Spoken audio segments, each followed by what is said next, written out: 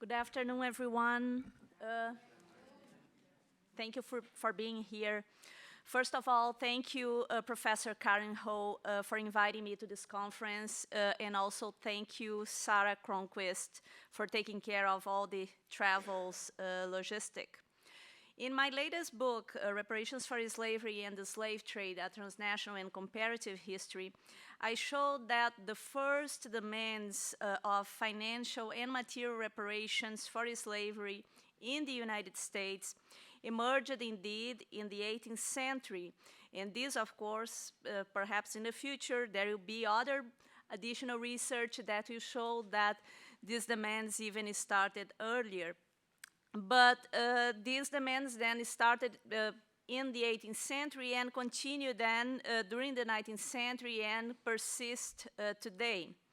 Yet, over the last 3 decades, demands of symbolic reparations, especially through the construction of monuments and memorials, have prevailed in former slave societies.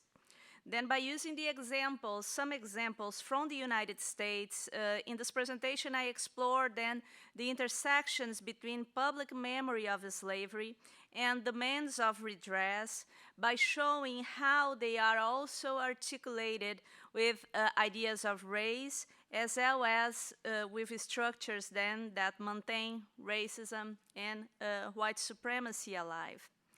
From 1517 until 1867, slave ships carried approximately 12.5 million enslaved Africans to the Americas. In West Africa and West Central Africa, African men, women, and children were killed in the wars that produced captives for the slave trade. Others also perished during the long journeys, walking then from the hinterland to the coast, and through the long waiting period of confinement in slave depots. Then nearly 2 million Africans were killed before being forced into the vessels that carried them through the Atlantic Ocean. And another almost 2 million people did not survive the horrors of the Middle Passage. Then today we know that about 10.7 million enslaved men, women, and children disembarked alive in the Americas. And for more than 300 years, enslaved Africans and their descendants were enslaved here in this continent. More than ever before, we can say, it is crucial then for historians, public historians, and scholars working on memory to detangle the notions of history, cultural memory, collective memory, public memory, and public history of slavery, and to try to understand how these notions are in dialogue with the idea of symbolic, financial, and material reparations. As a scholar then working on these issues, I try to understand how ordinary citizens, social groups, governments, and institutions, how they engage with the past of slavery and the Atlantic slave trade, and why over, indeed, the last 5 decades, the debates about slavery became so relevant. What tools then can we provide to understand how the ways slavery is remembered and memorialized by individuals, social groups, and societies have changed over time? How can we distinguish indeed the various forms of memory and to figure out how they are connected to or dissociated from the historical past associated with slavery? Can memory contribute to or prevent the work to redress and repair the past of slavery and the Atlantic slave trade? In my work, I have argued that current debates on slavery and the Atlantic slave trade are more than simple attempts to come to terms with the past. Actually, the emerging initiatives memorializing slavery are not about the past, but rather associated with the present, a present of persisting racism, racial inequalities, and white supremacy, which prevail in all former slave societies. Then in other words, the work of memory is a work in progress then that draws from different places and from different times. It is not right or wrong.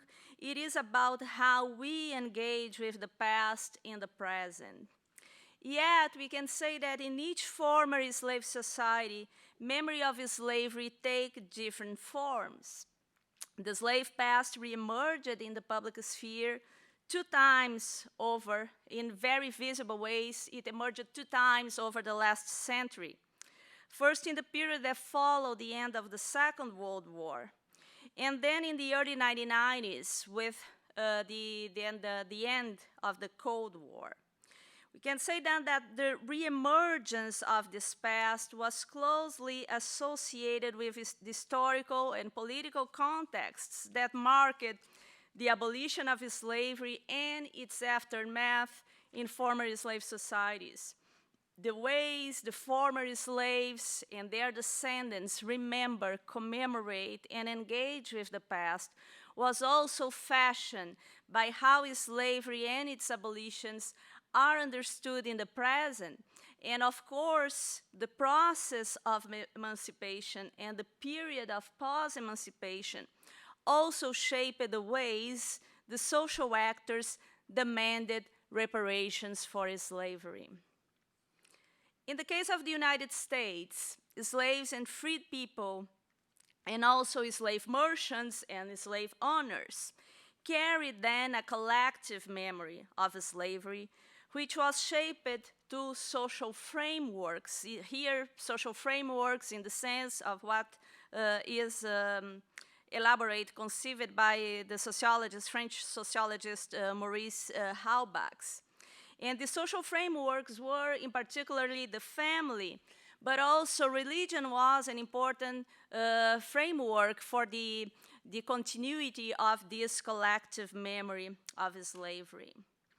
But still, collective memory of slavery carried by these groups was also related to the way they associated their common remembrances with historical events.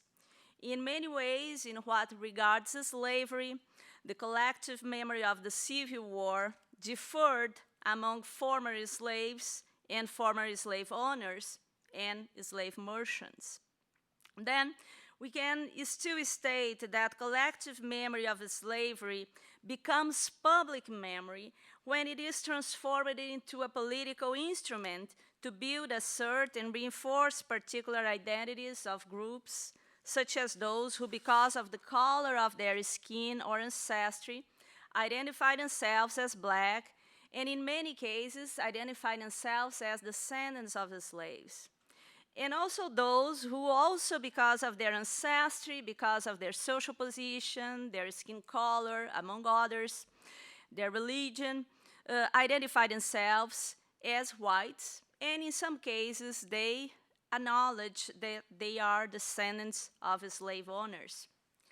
In this context, then, where collective memory leaves the domestic sphere to occupy the public space, it is not surprising that in cities like Washington, D.C., Charleston, in South Carolina, Richmond, Arlington, Alexandria in Virginia, or Baltimore in Maryland, it is not surprising that slave merchants and slave owners are memorialized in various sites. Yet, African Americans have been fighting for years to erect monuments commemorating enslaved men and women.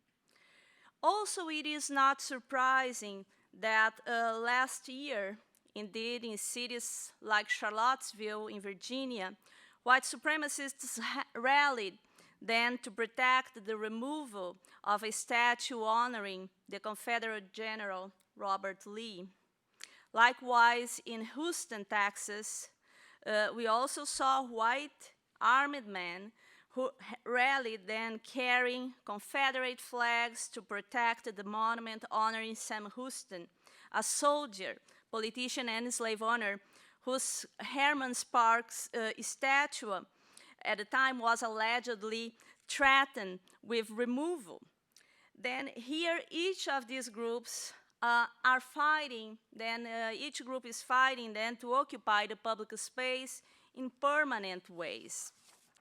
Then by trying at least to keep these markers that were built then in different cities of the United States, not to remember those who were enslaved, but to commemorate slave owners and pro-slavery individuals.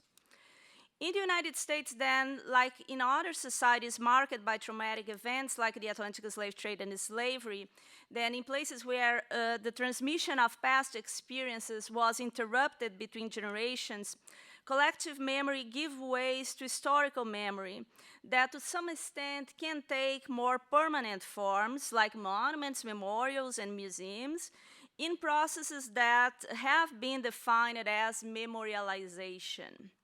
In this mode of memory, the flow, then, the transmission of experiences was interrupted. Many enslaved people died. There was transmission in many cases, but in many cases, transmission was interrupted. And from this emerges then the need of redress. Then addressing past historical events, historical memory can be defined as the common way societies or groups then in a specific society recover, recreate, and represent the past to themselves and to others in the public sphere.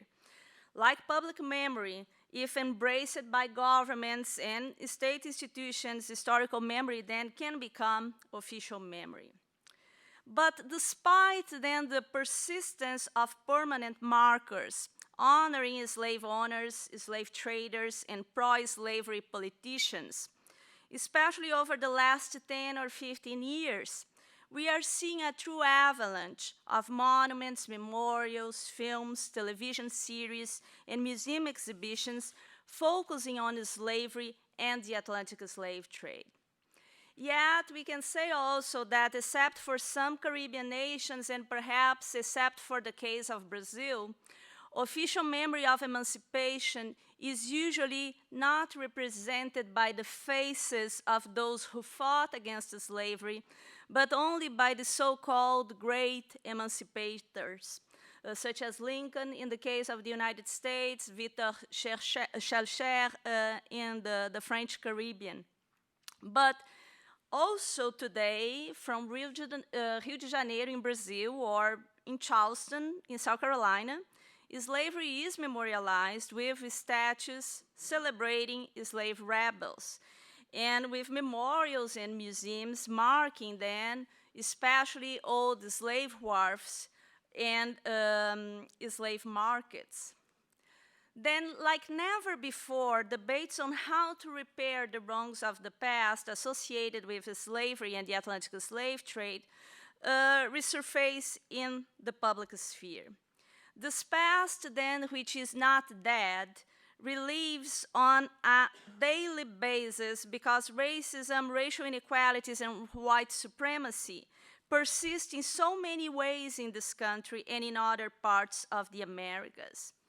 In this context, then, we can ask ourselves how U.S. social actors and groups, black men and women, white men and women, who identify themselves as descendants of the slaves, descendants of the slave merchants, descendants of the slave owners, how do they engage with the slave past of the United States?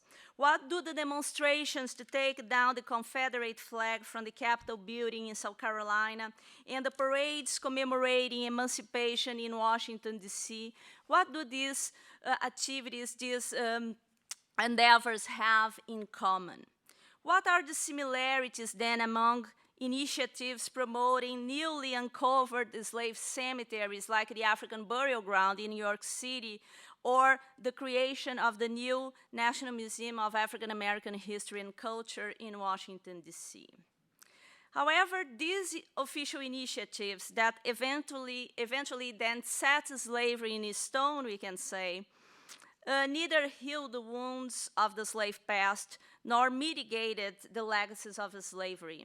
In some cases, these ventures made more visible the scars of slavery and racial violence and racial inequalities of which black populations most of whom are descendants of the slaves, are still the main victims in former slave societies.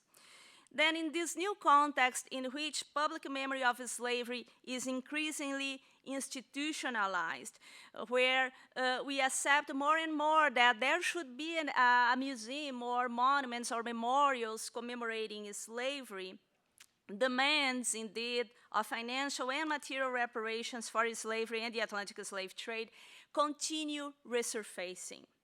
And this against the odds and against what many scholars and activists indeed then foresaw in the past. Then by the end of the 20th century, many declared that the case for financial and material reparations for slavery was dead. And apparently those who said that were wrong. Then, despite the prevalence of symbolic initiatives aiming at memorializing slavery in the public space, the demands of financial and material reparations are not dead. They have a long history, a history that continues, that is still alive. And we know that this history is an old history, that during slavery times, written records show that enslaved people and freed people, even though they rarely employ the term reparations in association with bondage. And this morning we had the example of the word repatriation, that the idea was there, but the term wasn't employed until recently. Despite that, these individuals, they evoked the term reparation by using synonyms such as redress, compensation, indemnification, atonement, repayment, and restitution. And since the 18th century, enslaved and freed individuals started conceptualizing then the idea of reparation in correspondences, pamphlets, public speeches, slave narratives, judicial claims, and these written in several languages. In different periods also, despite the legality of slavery, slaves and former slaves showed how conscious they were of having been victims of an injustice. They were certainly aware they provided unpaid labor to their owners, contributing then to their wealth. They also fought back and demanded compensations when they were unlawfully held in captivity. Then, drawing from this consciousness that appears pretty early, the trailblazers who addressed the first demands to governments and former masters, demands of reparations, they clearly stated that not only they must be freed, but that they were owed financial and material restitutions. Then, historically, the term reparation has been employed to convey then the idea of making amendments for past wrongs. During the 20th century, the idea of reparation then appeared then in international law and in human rights field to describe this idea of redress of physical, material, or moral damage inflicted on an individual, a group of individuals, and even a nation. In customary international law, reparation was associated with measures to indemnify nations for wartime damages. But such amendments contain always two dimensions, and sometimes these dimensions are merged. But we have a moral and symbolic dimension that usually consists then of apologies and actions to help those who are victims of wrongdoing. And the second one carries then the financial and material scope. In other words, the victim of past wrongs also obtains money or other possessions, such as land, as payment for the misconduct inflicted. Ultimately, then, reparation can carry only a symbolic aspect, or also a material and a financial dimension. In the United States, what we know, however, is that in the period that followed emancipation, it was a period that brought hopes of land redistribution to freed people.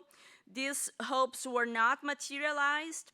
When Reconstruction ended, and the prospects then of obtaining land and full citizenship were replaced then with disenfranchisement and increasing racial hatred. Former slaves at that time, they gathered together and requested financial reparations. And this, during the 1890s, we had thousands of former slaves who petitioned the government of the United States to pass bills providing them with pensions for the time they were enslaved. The leaders of this movement conceived the payment of pensions as financial redress for the many years of uncompensated labor that slaves provided to their masters. The bills, of course, demanding pensions to ex-slaves generated great mobilization and debates, but they never passed. In addition to that, federal authorities, we know, persecuted the leaders of the movement who were sent to prison and ultimately never achieved their goal. But in the period that followed the end of the Second World War, this context that was not favorable it started then changing, especially after the Jewish victims of the Holocaust obtained restitution, which is not a simple process as well. And in this new landscape, in which governments paid compensation to victimized groups, the renewed call for financial, material, and symbolic reparations for more than 3 centuries of slavery eventually started gaining more public attention. In the United States, we know that the civil rights movement hardly ever defended financial reparations for slavery, which were not a central element in its agenda.